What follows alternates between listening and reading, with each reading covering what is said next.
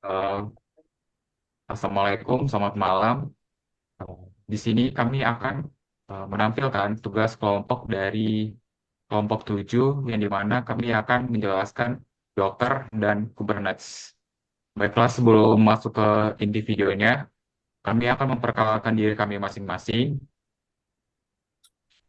Perkenalkan, nama saya Firman Farul Ricardo.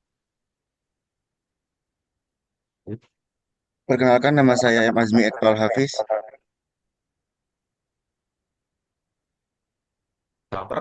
Perkenalkan, nama saya Muhammad Faisal. Perkenalkan, saya Rebizat Berdito.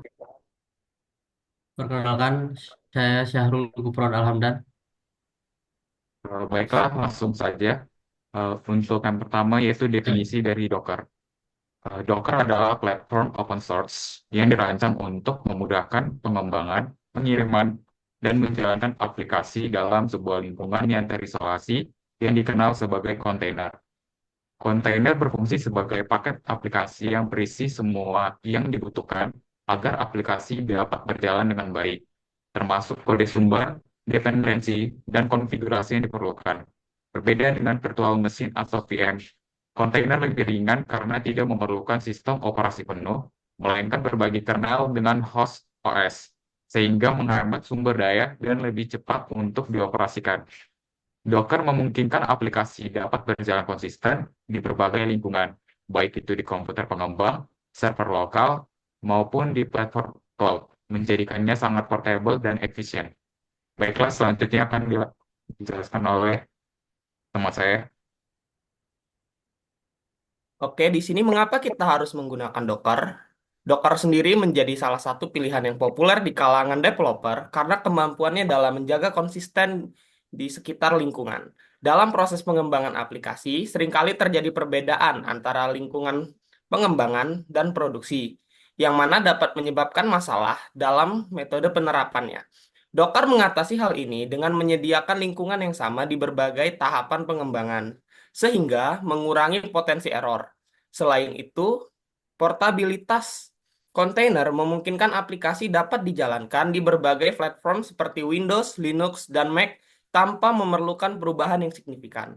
Yang tidak kalah penting, Docker jauh lebih efisien dibandingkan virtual machine karena kontainer berbagi kernel dengan sistem operasi host yang membuatnya lebih ringan, cepat, dan hemat sumber daya.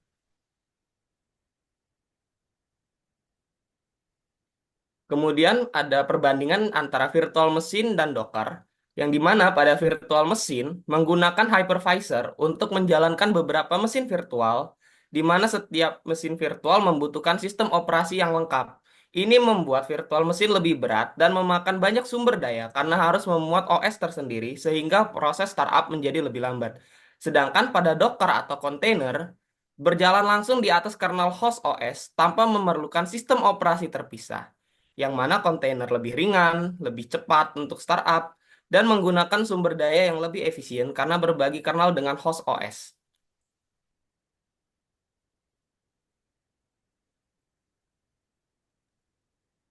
Baik, selanjutnya ada cara kerja Docker. Cara kerja Docker dimulai dengan Docker file, yaitu file aplikasi yang berisi instruksi untuk membuat image Docker. Setelah Docker file diproses, hasilnya adalah sebuah image, yaitu paket aplikasi yang siap dijalankan. Kontainer adalah instance dari image yang sedang berjalan dan menyediakan lingkungan aplikasi yang terisolasi. Docker juga memiliki Docker Hub, yaitu platform repository yang digunakan untuk mendistribusikan dan mendownload image Docker, memudahkan kolaborasi dan distribusi aplikasi di berbagai lingkungan.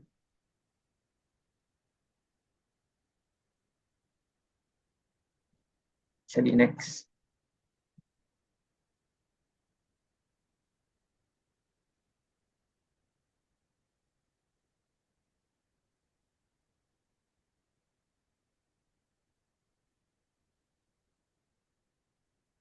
Selanjutnya ada perintah dasar dari Docker, yaitu pertama ada Docker pull image, yaitu untuk mendownload image dari Docker Hub.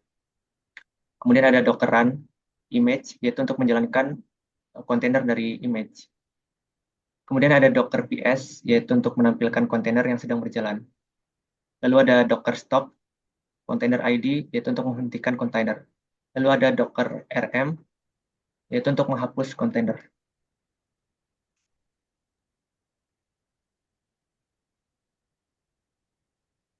Baiklah, kita masuk ke bagian manfaat dari Docker itu sendiri, yang dimana Docker menawarkan sejumlah manfaat penting. Salah satunya adalah isolasi lingkungan, di mana setiap kontainer berjalan terpisah dari kontainer lain, memastikan aplikasi tidak saling mengganggu. Docker juga mendukung integritas DevOps, mempermudah kolaborasi antara tim pengembangan dan operasional melalui pipeline yang lebih efisien. Dari segi skalabilitas, Docker memungkinkan aplikasi untuk berkembang dengan cepat karena kontainer dapat dengan mudah eh, ditambah atau dikurangi sesuai kebutuhan. Selain itu, reusability menjadi keunggulan utama karena Docker image dapat digunakan kembali di berbagai server, mempermudah deployment dan pengelolaan aplikasi.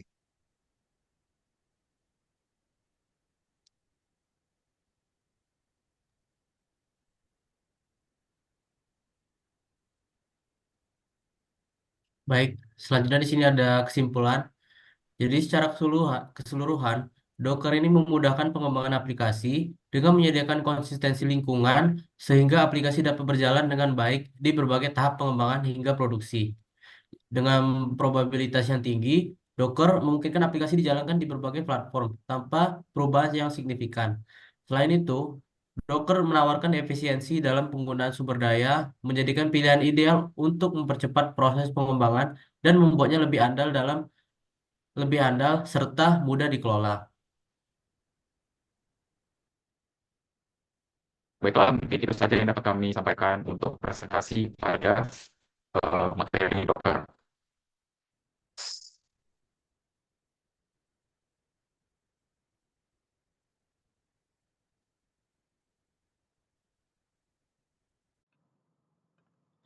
Assalamualaikum warahmatullahi wabarakatuh. Perkenalkan, nama saya Muhammad Faisal, NPM 231506111. Di sini saya akan menjelaskan dan mendemonstrasikan bagaimana cara penggunaan Docker.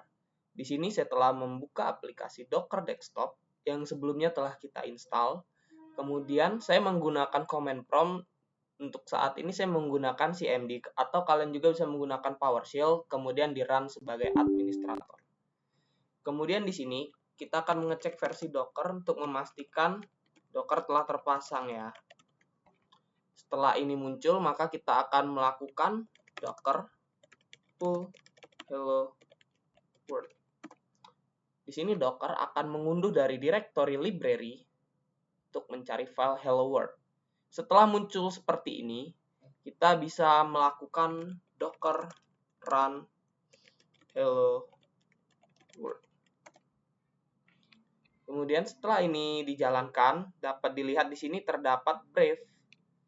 Ini yang baru ya, statusnya 1 menit yang lalu. Ini tandanya Docker setelah berjalan dan berhasil ditambahkan. Kemudian setelah dari sini kita bisa melihat Docker yang berjalan dengan melalui command line atau command prompt dengan Docker ps. Kemudian setelah ada kemudian Docker untuk melihat seluruh direktori dari kontainer yang ada. Bisa kita lihat ini kontainer yang baru kita buat dan kontainer yang saya gunakan tadi. Setelah itu, kita bisa menghapus kontainer dan kita juga bisa memberhentikannya. Untuk pertama-tama kita akan memberhentikannya menggunakan Docker stop.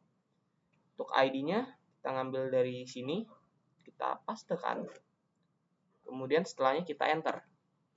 Bisa dilihat di sini Docker telah dimatikan. Kemudian selanjutnya, untuk menghapus kontainer yang sudah kita berhentikan, kita menggunakan Docker RM. Nih. Dan seperti yang kita lihat di sini, kontainer dari Docker Hello World tadi telah terhapus. Sekian penjelasan dari saya untuk demonstrasi Docker. Saya akhiri. Wassalamualaikum warahmatullahi wabarakatuh.